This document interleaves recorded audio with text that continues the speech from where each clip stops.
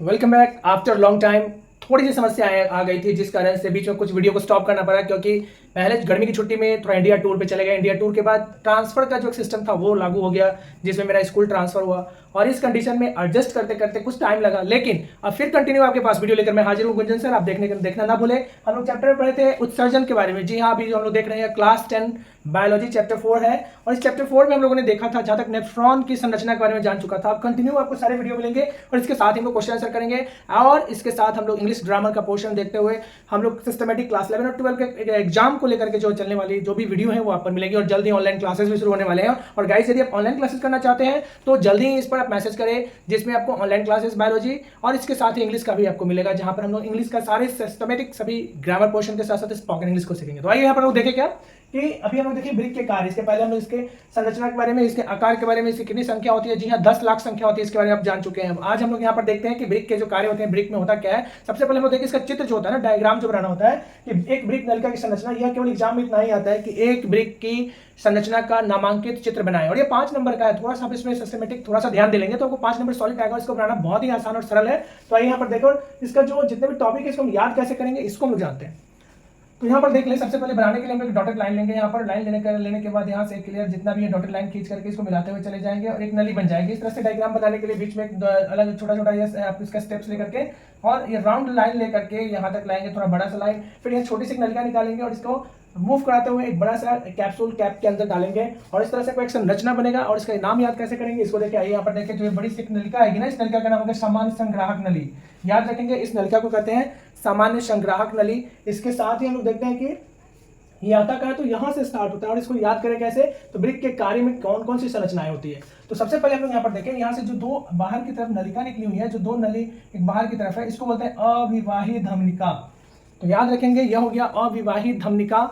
जो यहाँ से दो धमनिकाएं निकली है और यहाँ से यह फिल्ट्रेशन छन्ने का जो काम करता है, ये जो प्यालीनुमा संरचना है, इस संरचना को बोलते हैं वुमेन संपुट। क्या बोलेंगे इसको, वुमेन संपुट बोलेंगे। और इसके अंदर जो जाल तरह की संरचना है, इसको ग्लोमेरुलस बोलते हैं। तो 3 चीजें हम आसानी से याद कर सकते हैं। मेरे साथ हम रिपीट करें यहाँ पर देखिए। पहला हो गया जिसको बोलते हैं अविवाहित धमनिका। क्या बोलेंगे, अविवाहित धमनिका। जो दो छोटी छोटी लाइंस जो बाहर की तरफ इंडिकेशन एक एंटीना की तरह है, इसको बोलते हैं अविवाहित धमनिका। क्लियर है। अब इसके बाद आगे बढ़ेंगे, इससे जो प्याली की तरह संरचना है उसको बोलेंगे वुमेन संपुट। दूसरा हो गया प्याली की तरह संरचना, वुमेन संपुट, और इसके अंदर जो जाल की तरह संरचना उसको ग्लोमेरुलस बोलेंगे। क्या बोलेंगे, ग्लोमेरुलस। अब यहां से एक नली जो बाहर की तरफ निकलती है वो कर्व कर रही है। कर्व करने के बाद इस कर्व को बोलते हैं अवरोही चाप। बहुत ही मजेदार और सिस्टमेटिक। कैसे हम याद करेंगे, इसको बोलेंगे अवरोही चाप। और यहां से यह सीधा आया, थोड़ा सा बड़ा नलिका आया, और वहां से फिर एक छोटी नलिका यू शेप में आया, तो स्पेशल नलिका इसको बोलते हैं हेलने का चाप। हेलने का चाप, ये जो पतली नलिका है इसको बोलेंगे हेलने की चाप। और यहाँ पर देखिए रक्त जो है लाल से एरो दिखाया गया है, कैसे यह मूव करते हुए पूरे डायरेक्शन में जाता है। और यहाँ एक और कर्व बनाया, और इस तरह से यह संग्राहक नली में जाकर पूरा खुल गया। और यह संग्राहक नली में खुलने के बाद ये जो यहाँ से फिर बड़ा चाप हो गया, बड़ा नली हो गया, इसको बोलेंगे अधिरोही। इधर वाला हो गया अवरोही, इधर हो गया अधिरोही। तो भाषा में हम लिख सकते हैं कि अधिरोही जो चाप है वह खुलेगा जाकर के कहाँ, सामान्य संग्राहक नली में। और सामान्य संग्राहक नली जो है फाइनली आकर के बाहर जो खुलता है मूत्र वाहिनी में खुल जाता है। तो इस डायग्राम को याद करना बहुत ही आसान और सरल है। इसको बहुत सिस्टमेटिक 2 बार 3 बार प्रैक्टिस करेंगे, 100% आपका अपना हो जाएगा। राइट। अब यहाँ पर देखें हम लिखेंगे कैसे, ब्रिक के कार्य में, यानी इसी डायग्राम को आपको सिस्टमेटिक लिख देना है, और यह आपका दीर्घ उत्तरीय का सॉलिड आंसर सॉलिड होगा। हालांकि हम लोग डिस्क्रिप्शन कर रहे हैं क्वेश्चन को समझने के लिए, फिर हम लोग आगे देखेंगे कि कैसे आंसर करेंगे। तो यहाँ पर हम देखते हैं क्या कि ब्रिक नलिका में एक समीपस्थ मतलब नियरेस्ट, नजदीक में, ब्रिक नलिका में एक समीपस्थ और एक दूरस्थ कुंडलित भाग होता है। देखिए, एक जो क्या समीपस्थ मतलब ये वुमेन संपुट के नजदीक में एक कुंडलित भाग, क्वाइल्ड संरचना, और एक दूरस्थ कुंडलित भाग होता है। तो दोनों को क्लियर समझ दिमाग में बैठ गया कि एक समीपस्थ और एक दूरस्थ कुंडलित भाग होता है। अब इसको बोलते क्या है, तो अभी आप लोगों ने देखा यहाँ पर क्या कि समीपस्थ भाग मतलब ये नजदीक का जो भाग है इसको बोलते हैं अवरोही चाप। क्या बोलेंगे इसको, अवरोही चाप। जबकि जो दूर का भाग हो गया इसे बोलेंगे अधिरोही चाप। क्लियर है। ये जो दूसरा हो गया इसको बोलते हैं अधिरोही चाप। तो दोनों चाप को हम ध्यान से लिखे कि समीपस्थ भाग अवरोही चाप तथा दूरस्थ भाग अधिरोही चाप बनाता है। यहां तक क्लियर है, एकदम सिंपल लैंग्वेज है, एक बार में आपको समझ में आ जाएगी। अब इसके बाद देखिए, इसके बीच में एक विशेष भाग को हेनले का चाप, हेनलेज लूप कहते हैं। यानी अवरोही अधिरोही के बीच में जो यह चाप है इसको बोलते हैं विशेष, जो यू शेप का चाप है उसको हम क्या बोलेंगे, इसको बोलेंगे हेनले का चाप।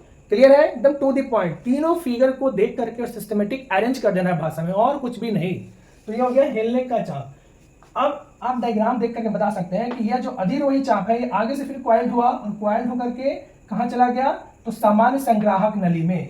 तो क्या लिखेंगे कि अधिरोही चाप मतलब यह चाप एक संग्राहक नली में खुलता है, सामान्य संग्राहक नली में आकर खुल गया। तो यह समझना बहुत ही आसान है। और इसके बाद यह सामान्य संग्राहक नली जो है फाइनली मूत्र वाहिनी से जुड़ा होता है। तो इस डायग्राम को उम्मीद करते हैं आप समझ गए होंगे, इसकी लैंग्वेज को आप समझ गए होंगे कि कैसे हमें लिखना है। ओके, तो इस लैंग्वेज को समझने के बाद यह हमारा यहाँ तक का भाषा कंप्लीट हो गया और इसको हम सिस्टमेटिक अपनी भाषा में लिख सकते हैं।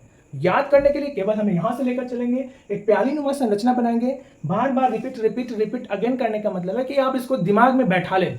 तो यहाँ पे वो क्या देखें कि यह जो एक लूप बना रहा है, एक ऐसा जो प्यालीनुमा संरचना बना रहा है उसको वोमेन संपुट बोलेंगे, और ऊपर जो एंटीना की तरह निकला हुआ है इसको अभिवाही धमनिका बोलेंगे। क्या बोलेंगे इसको, अभिवाही धमनिका।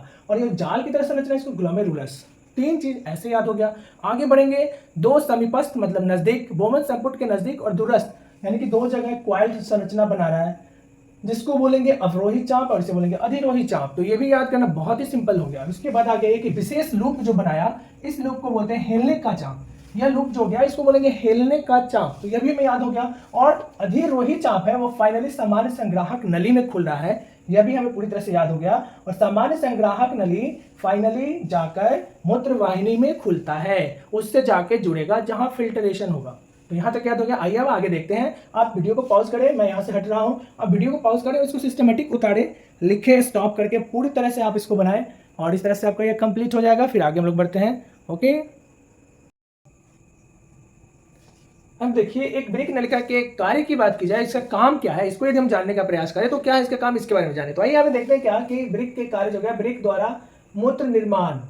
जी हाँ, ब्रिक जो होता है ना फिल्टर करता है, वाटर रिसोर्सेज को फिल्टर करके जितने लोग पानी का ग्रहण करते हैं या फिर जो पानी का फिल्ट्रेशन करके और यहाँ से क्या करता है, ट्रांसफॉर्म करता है किसमें, तो यह यूरिनरी ब्लैडर में यूरिन के रूप में ट्रांसफर होता है। तो इसमें क्या दिया कि ब्रिक द्वारा मूत्र निर्माण तथा उत्सर्जन की क्रिया की जाती है जो 3 चरणों में पूर्ण होता है। ब्रिक 3 स्टेप्स में काम करती है और यह ब्रिक का काम क्या है, फिल्टर करना, छानना और यूरिन को फिल्टर करके यूरिनरी ब्लैडर में भेजना। तो इस 3 चरण में क्या होगा, इसमें पहला हो गया ग्लोमेरुलर फिल्ट्रेशन।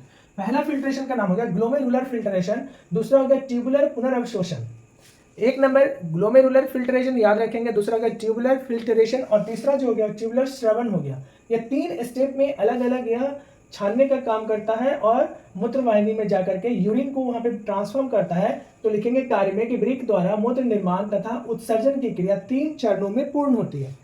और ये 3 चरण याद रखेंगे, एग्जाम में आता है पहला या दूसरा अगर पूछेगा, या फिर ये भी क्वेश्चन आता है कि 3 चरण जो होते हैं ब्रिक के द्वारा जो उत्सर्जन क्रिया में मूत्र निर्माण में 3 स्टेप्स होते हैं, इसका वर्णन करें। तो याद रखेंगे पहला क्या हो गया, पहला हो गया ग्लोमेरुलर फिल्ट्रेशन, दूसरा हो गया ट्यूबुलर पुनर्अवशोषण और तीसरा हो गया ट्यूबुलर श्रवण। अब तीनों का काम क्या है इसके बारे में हम जाने कि यह करता क्या है। तो आइए यहाँ तक इसको फिर आप पॉज करें और आराम से इसको उतार लें तीनों को कि कौन पहला हुआ, ग्लोमेरुलर फिल्ट्रेशन, ट्यूबुलर पुनर्अवशोषण और ट्यूबुलर श्रवण। अब इसके कार्यों का उल्लेख हम लोग आगे देखते हैं।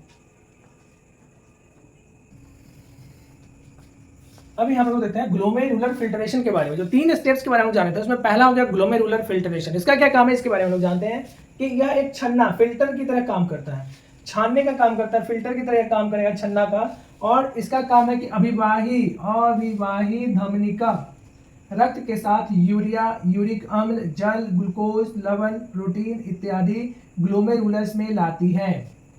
अब मुख्य रूप से यही काम है जिसे हम ध्यान से समझेंगे कि यहाँ पे करना क्या है, ग्लोमेरुलर फिल्ट्रेशन का काम क्या है। तो ग्लोमेरुलर फिल्ट्रेशन जो है ना वो काम क्या करेगा, तो यहाँ पर देखिए यह छन्ना मतलब छानने का काम करेगा, फिल्ट्रेशन करेगा, फिल्टर करेगा। किसको फिल्टर करेगा, तो रक्त से जितने भी अलग पदार्थ हो गए कौन कौन सा, तो अविवाहित धमनिका द्वारा रक्त के साथ यूरिया आएगा, जो उत्सर्जी पदार्थ है शरीर का, यूरिक एसिड यूरिया आ गया, उसके साथ ही यूरिक एसिड आ गया, यूरिक अम्ल हो गया, जल क्योंकि जल का प्रतिशत शरीर में सबसे अधिक होता है, जो भोजन करते हैं हम लोग उसे जो ग्लूकोज बनता है उसे भी लाता है, लवण को भी लाता है, और प्रोटीन, इन सभी को लेकर के वो कहाँ पहुंचता है, तो इन सभी को लेकर वो पहुंचता है ग्लोमेरुलस में लाता है और यहाँ से इन सभी को एक साथ मिक्स करके यहाँ पर लाता है और यहाँ से छन्ने का काम शुरू होता है। अब क्या हो गया कि यह ग्लोमेरुलस में लाता है, यह बोमेन संपुट की पतली दीवार, बोमेन संपुट की यह पतली दीवार जो हो गया, इस दीवार से छनकर ब्रिक नलिका में चली जाती है, छनकर यहाँ से यह नलिका में आएगी और यहाँ से क्या होगा कि अवरोही चाप और अधिरोही चाप का जो है यहाँ छनने के बाद यह बोमन संपुट की पतली दीवार से छनकर ब्रिक नलिका में जाएगा। ब्रिक नलिका में जाकर क्या होगा, तो यहाँ से इसका फिल्ट्रेशन होगा, अधिक उच्च दाब यानी प्रेशर अधिक हो जाएगा। यहाँ पर उच्च दाब होने के कारण फिल्ट्रेशन की क्रिया अधिक होना शुरू हो जाएगा, इस पर प्रेशर पड़ेगा, उच्च दाब होगा इस पर प्रेशर पड़ेगा और फिल्ट्रेशन की क्रिया अधिक होगी।